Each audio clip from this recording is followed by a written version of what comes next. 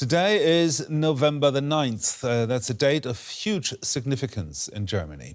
The date marks the anniversaries of the Nazis' anti-Jewish pogrom of 1938 and the fall of the Berlin Wall in 1989, which eventually led to German reunification. 87 years ago today, the Nazis orchestrated the pogrom night. Over 1,400 synagogues were destroyed, thousands of Jewish homes and businesses ransacked, and some 400 people murdered. 51 years later, on the same date in 1989, the Berlin Wall fell, ending decades of division brought about by the Nazis unleashing the Second World War. Today, Germany is commemorating both, honoring victims of Nazi terror while celebrating reunification. But the anniversary comes as anti-Semitism is on the rise again, as well as far-right extremism, raising questions about whether history's lessons are being learned. President Frank-Walter Steinmeier marked the occasion with a speech on the current threats to democracy. We know where it leads, when people are marginalized, persecuted and tortured because they are perceived as different. In the end, they are even denied their humanity. That is the warning of November 9th, 1938. It is the most important lesson to be learned from our history. It's the shocking, disturbing realization that Germans were capable of the crime against humanity that was the Holocaust. They conceived, planned, and systematically carried out the extermination of European Jews. Now Richard Walker, our chief international correspondent, joins me in this studio. Let's talk about this day, the November 9th. What was he talking about there in this? Yeah, so I mean, Frank-Walter Steinmeier did bring out, I mean, you just mentioned it in the introduction there, the fact that this day, the 9th of November, is a kind of a day of light and shade. So some of the darkest moments of German history took place on this day with the pogroms of 1938 against Germany's Jews. And yet in 1989, there was this moment a moment of incredible hope where the Berlin Wall fell and you know, part of this, the end of communism in Europe, really. And there's even a third anniversary on this day, which goes back to 1918. And this was the day where Germany's first republic was declared. And this was Germany's first attempt at democracy, you know, what became known as the Weimar Republic. And you do feel this. I mean, not just today, you feel it living in Berlin. I'm sure you feel this, Gerhard. I mean, I just rode past the Berlin Wall, some of the remaining sections of it, where there's a memorial on my way into the studio today. It's just a 5-minute walk from here. It's a short walk from here. They were ringing the bells. You know, there were a lot of people around. Anyone who's visited Berlin may have been to the Holocaust Memorial in the very centre of the town, this extraordinary, very sombre memorial to what happened there. This is part of the lived reality in Berlin. But I think Steinmeier, in his speech, was trying to say there are lessons for today that come from all of these events. And, you know, really quickly to go through them, essentially saying that 1918 shows that democracy has to be protected once it is created. 1938 shows what can happen when democracies fail. And 1989 shows what happens when people can come together to fight for democracy. Now, Jewish leaders in Germany have warned that Jews currently feel less safe than in decades before. What specific warning signs are you seeing, or what has Steinmeier mentioned? Yeah, well, I mean, you see it in the statistics. The statistics for the last couple of years, I mean, there's an official tally of anti-Semitically motivated crimes which take place in Germany. And in the last 2 years, 2024, 2023, there were over 5,000 of these crimes per year. And that was a doubling from the previous year. And Steinmeier did draw a line between that and the October 7th attacks in 2023, of course, in Israel, and the war that unleashed, that plays a role there. And he pointed out that these crimes have a role of different kind of backgrounds. So you have far right, you have far left, you also have Islamist motivations behind them. And this is a phenomenon that you see in other countries in Europe, you have to say that. But Steinmeier really stressing, and I think you hear this from a lot of politicians, that it is particularly egregious that something like that should take place on German soil. Here in Germany, yes. That's an embarrassment, really. Let's listen in to what Steinmeier said about how democracy has come under threat. Never in the history of our reunified country have democracy and freedom been under such attack. Threatened by a Russian aggressor who has shattered our peace and against whom we must protect ourselves. And now threatened by right-wing extremist forces that are attacking our democracy and gaining support among the population. To simply take shelter and try and ride out the storm isn't enough.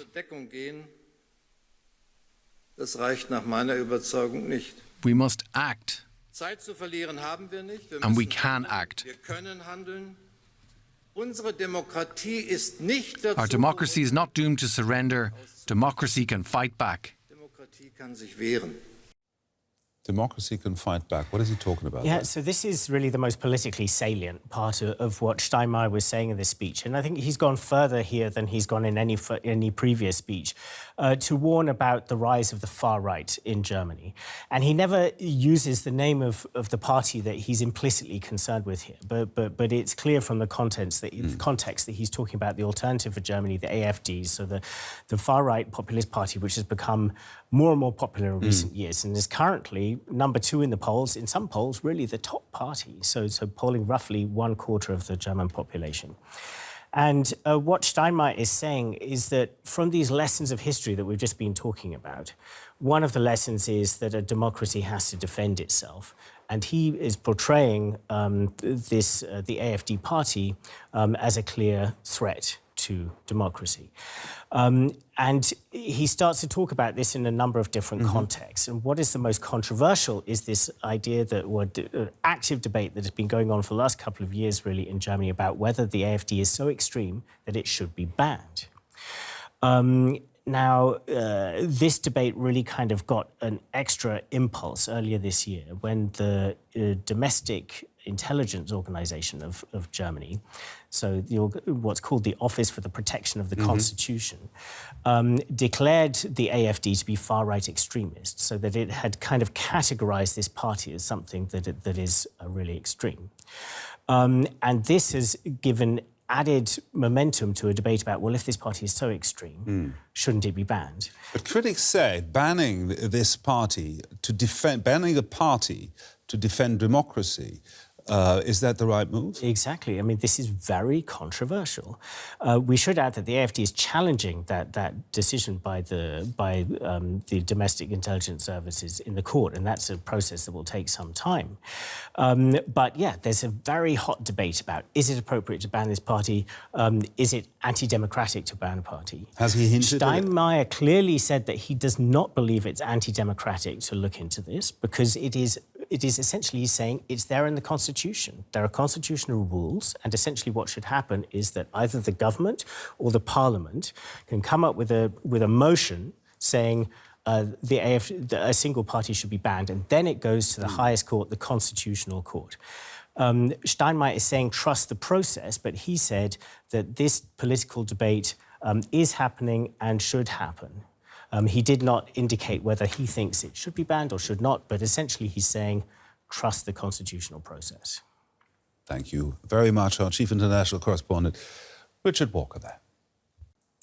And we can now speak to Magnus Brechtken. He's a historian at the Institute for Contemporary History in Munich, and he focuses on National Socialism, anti-Semitism, as well as remembrance culture. Welcome to DW. As you, of course, know, November 9th is often called Germany's Day of Fate. Do you think the joyful story of 1989 and the fall of the Berlin Wall has come to overshadow the commemoration of the 1938 November pogrom? And how should Germany balance both of these memories? There has been a certain tendency to do this, particularly in those circles who have been behind the downfall of the GDR in 1989. In the GDR history, the remembrance of the National Socialist time was not that popular and was not that much at the forefront as it was in Western Germany. And so since 1989, there is a certain competition to a certain degree when we discuss this date of the 9th of November. That's true, yes. Well, I also wanted to ask you about this very German concept of Vergangenheitsbewältigung. It's a word that literally means coming to terms with the past. And of course, it's about confronting Nazi crimes, but it's actually become a model for how other societies can face historical wrongdoing. So what lessons do you think Germany's experience could offer other countries who are struggling with their own dark chapters? One has to remember that the Germans coming to terms with the past was not very popular in Germany after 1945. In the 1950s, people did not want to talk about the National Socialist past.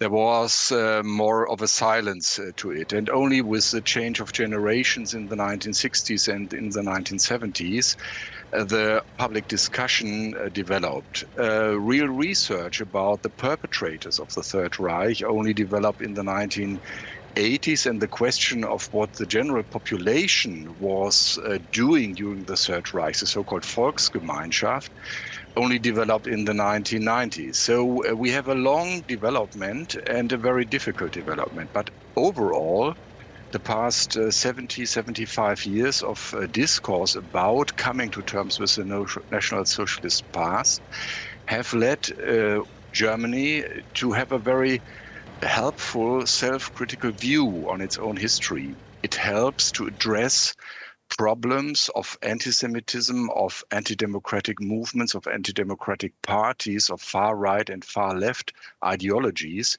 overall in Germany. And in this sense, the Vergangenheitsaufarbeitung, as I would call it, rather than Vergangenheitsbewältigung, is still a very useful process. Bewältigung would mean that it comes to an end at a certain point. Aufarbeitung would mean that it is an ongoing process with a changing society, within a changing society. And that's what we face currently. Well, exactly. I did want to mention this as well. The German society continues to evolve. It's becoming increasingly diverse. So how do you think its remembrance culture should evolve? And again, especially when it comes to acknowledging Germany's colonial past without somehow weakening the central place of Holocaust memory? How can we do that? Well, the colonial past is a rather different topic, since Germany has quite a different story to analyze this in comparison to other colonial empires, which have a much longer story after 1945. Germany lost its colonies in 1918. There is, of course, a necessity to deal with the German colonial politics before 1918.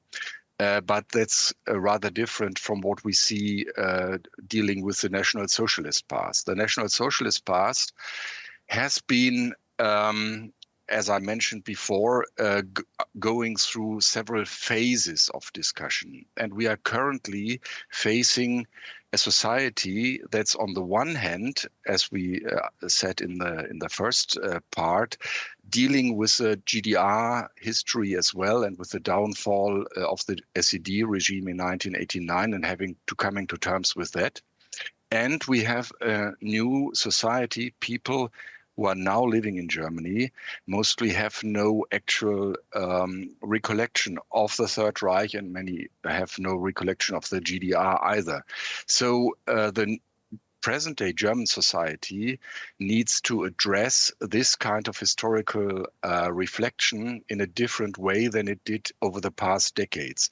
One important aspect of this is to get away from ritualization and to ask ourselves in how far lessons from the past, be it National Socialism, be it the GDR, are learned for the present-day society in which we live, for the challenges we have from right-wing movements, from right-wing anti-democratic parties, as well as from far left-wing anti-democratic parties. And we have this kind of political movements within the German electorate currently and within the party system. And we have to come to some sort of a more modernized, more actual discussion about what we have challenges as of today is linked to what we can learn from the challenges we faced when National Socialism and the SED regime came up. You mentioned the challenges. What happens if Germany's remembrance culture fades then? What's at stake about preserving remembrance culture? Well, the main thing is to keep knowledge alive. People today get a lot of their information from what we now call social media, which is often not very much based on factual knowledge and historical research. And it is one of the major challenges we face as historians and people who are teaching history and history and politics to bring back this sense of the necessity to have a basis of factual knowledge, of document-based knowledge, and to bring this back into the public discourse. This is currently, as far as I see, the most important challenge, that people do not rely on what they read on their first search result on the internet as historical facts, but that they learn to question this kind of what is presented to them and to learn to discuss this in a sense that they learn about this with a factual-based knowledge. I repeat myself, sorry. Historian Magnus Brechtken, many thanks indeed.